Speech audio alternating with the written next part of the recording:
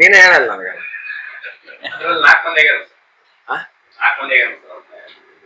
ಎಷ್ಟು ಮಂದಿ ಆಗ್ಯಾರ? ಒಬ್ಬರಿಗೆ ಕೊಡ್ಬೇಕಲ್ಲ ಮನೆಗೆ. ಹಾ ಅಲ್ಲ, ಏನ್ ಯಾವ ವರ್ಕೌಟ್ ಈ ಚುನಾವಣೆ ಮುಗಿದ ಮೇಲೆ, ಇದು ನಾಮಿನೇಷನ್ ಕೊಟ್ಟ ಮೇಲೆ, ಸ್ಕ್ರೂಟ್ನಿ ಆದ್ಮೇಲೆ, ವಿಡ್ರಾಲ್ ಆದ್ಮ್ಯಾಗನೇ ನಿಮಗೆ ಸ್ಪಷ್ಟ ಚಿತ್ರ ಸಿಗುದು. ಅಲ್ಲಿವರೆಗೂ ಈ ಗೊಂದಲ ಗೊಂದಲ ಗೊಂದಲ ನಿಮಗೆ ಆಹಾರ ಇದ್ದ ಇರ್ತತಿ ಅಲ್ಲಿವರೆಗೆ. ಪ್ರೆಸ್ನವರಿಗೆ ಮಸಾಲೆ ಆಹಾರ ನಿಮಗಿದ್ದ ಇರ್ತದಲ್ಲ.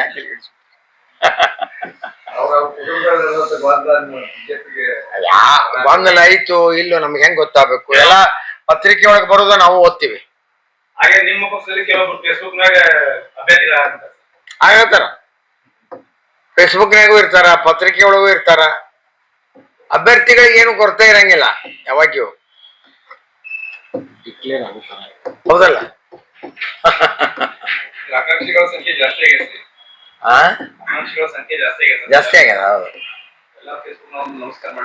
ಹಾಕೋದು ಅದಕ್ಕೆ ಪ್ರಾವಿಷನ್ ಹಾಕೋದ. ಸೋಷಿಯಲ್ ಮೀಡಿಯಾ ಮತ್ತು ಹಂಗ ಅಷ್ಟಿದ ಆದ್ಮೇಲೆ ಪ್ರಚಾರ ಸಿಗ್ತದಲ್ಲ, ಹೌದಲ್ಲ? ಪ್ರಚಾರ ಸಿಗ್ತತಿ ಅಂದ್ಮ್ಯಾಗ ಅದನ್ನ ಯಾಕೆ ಕಳ್ಕೋಬೇಕು?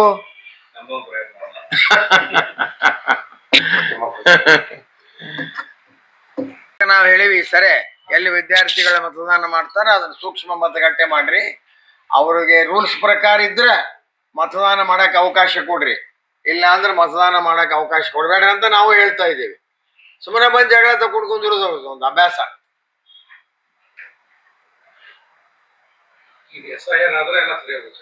ಹಾ, ಎಲ್ಲ ಹೊಕ್ಕಾವ, ಸತ್ತವರು ಹೊಕ್ಕಾರ, ಪರ್ಸೆಂಟೇಜು ಹೆಚ್ಚಾಗುವಂತದ್ದು ಅಂದ್ರೆ ನ್ಯಾಚುರಲ್ ಪರ್ಸೆಂಟೇಜ್ ಎಷ್ಟಾಗತ್ತೆ ಅನ್ನೋದು. ನಿನ್ನೆ ನೋಡ್ರಿ ಆ ಬಂಗಾಲದ ನೋಡಿರಲ್ಲ, SIR ಮಾಡಕ್ಕೆ ಎಷ್ಟು ತೊಂದರೆ ಹೆಂಗ್ ಮಾಡ್ತಾ ಇದ್ದಾರೆ. ಕಾಂಗ್ರೆಸ್ ಪಾರ್ಟಿಯ ಯಾವ ಹಿರಿಯ ನಾಯಕರು ಕೂಡ ಯಾರ್ದು ಏನು ತಕರಾರಿಲ್ಲ ಏನು. ಆದ್ರೆ ಒಬ್ಬರು JDS ನಿಂದ ಗುಳೇದಗುಡ್ಡದಿಂದ ಬಂದಂತವ್ರು ಒಬ್ರು, ಇಲ್ಲಿಂದ ನಮ್ಮಲ್ಲಿಂದ ಹೋದಂತವ್ರು ಒಬ್ರು, ಇಬ್ಬರ ಕಾಂಗ್ರೆಸ್ನ ಲೀಡರ್ ಆಗ್ಬಿಟ್ರ. ನೋಡ್ತಿರಲ್ಲ ನೀವೆಲ್ಲ ದಿನ.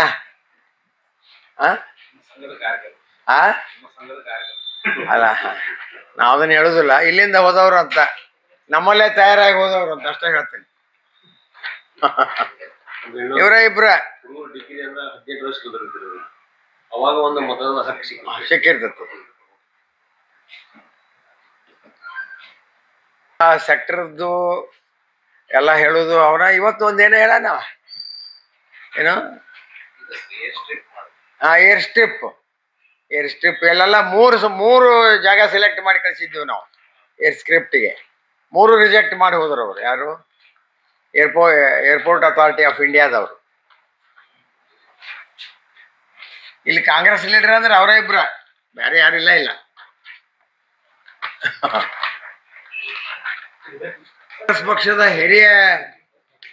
ಕಾಂಗ್ರೆಸ್ ಪಕ್ಷದ ಹಿರಿಯ ನಾಯಕರು ಇದ್ರ ಬಗ್ಗೆ ಸ್ವಲ್ಪ ವಿಚಾರಿಸ್ಬೇಕು ಅವರು. ಆಮೇಲೆ ಬಂದಿದ್ರಲ್ಲ ಮೊನ್ನೆ ಮೀಟಿಂಗ್, ಜಿಲ್ಲಾಧ್ಯಕ್ಷರು ಮೀಟಿಂಗ್ ತಗೊಂಡ್ರು, ಅರುಣ್ ಶಾಪೂರ್ ಅವರು ಬಂದಿದ್ರು, ಕಾರಜೋಳ ಸಾಹೇಬರು ಬೈದಿದ್ರು. ನೀವು ಬೈದಿರ್ಲಿಲ್ಲ ಅವತ್ತ? ಅಲ್ಲ, ಅದೇನು ಇಲ್ಲ ಈ ಬಗೆಹರಿಯೋದು ಏನೈತೆ ಅದ್ರಾಗ? ಇದ್ರ ಬಗೆಹರಿಬೇಕಲ್ಲ.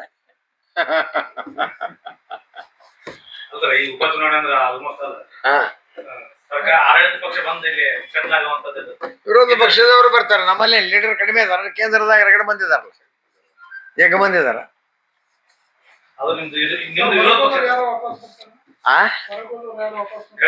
ಯಾರು ಬರೋರು ಬರಾಕತ್ತಾರ, ಬರೋರು ಬರ್ತಾರ, ಸಂಪರ್ಕದಾಗ ಅದಾರ ಕೆಲವು ಸಂಪರ್ಕದಾಗ ಅದಾರ. ಎಲ್ಲಾ ಗ್ರಾಮೀಣ ಭಾಗದ್ದೊಂದು ನಗರದೊಂದು ಸೇರಿಸುವಂತ ಪ್ರಕ್ರಿಯೆಯನ್ನು ನಡೆದದ. ಈ 3 ವರ್ಷದ ಮತದಾರರು ಹುಷಾರಾಗಿರೋದು ಇಲ್ಲ, ಎಲ್ಲ ಕಡೆ ಸಂಘಟನೆ ಐತಿ. ಆದ್ರೆ ಹೋದ ಎಲೆಕ್ಷನ್ ಸ್ಥಿತಿಗತಿನ ಬೇರೆ, ಈಗಿನ ಸ್ಥಿತಿಗತಿನ ಬೇರೆ.